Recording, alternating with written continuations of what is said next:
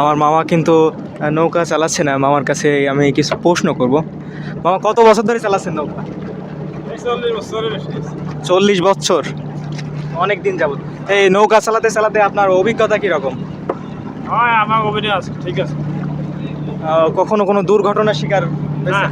আল্লাহর রহমতে আজকে এই লাইনে, এই যে লাইনে পারাপার হয়, এখানে আজ পর্যন্ত কোনো দুর্ঘটনা আপনি নিজ চোখে দেখেছেন কি? নিউজগুলো হয়েছে। কুয়াশা পড়লেই সেই লঞ্চ উঠে গেছিল একবার, ডুবে গেছিল? মান মারা গেছে। কতজন মারা গেছিল? একজন। আছে লঞ্চ উঠে গেছে।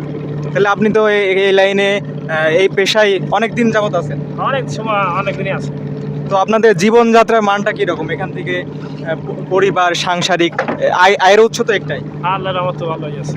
এখান থেকে যে আয় করেন সেটা নিয়ে সংসার কি চলে যায় না ঘাটতি থেকে যায়? আর সংসারে চলে যায়, চলে।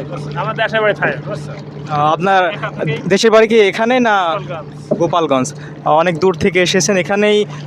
40 বছর এখানে আছেন? এখানে এখন 40 বছরই আছে। পুরো পরিবারই কি এখানে? না, পরিবার নাই।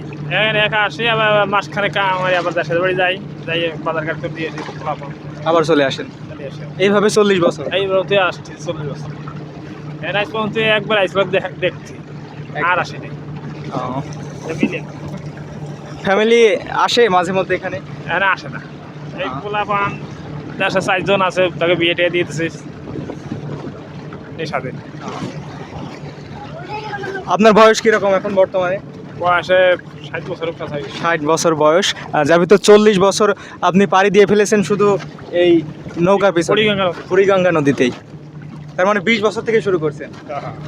মামা কিন্তু দীর্ঘদিন যাবত এই নদীতে আসলে জীবন সংগ্রাম চালিয়ে যাচ্ছেন।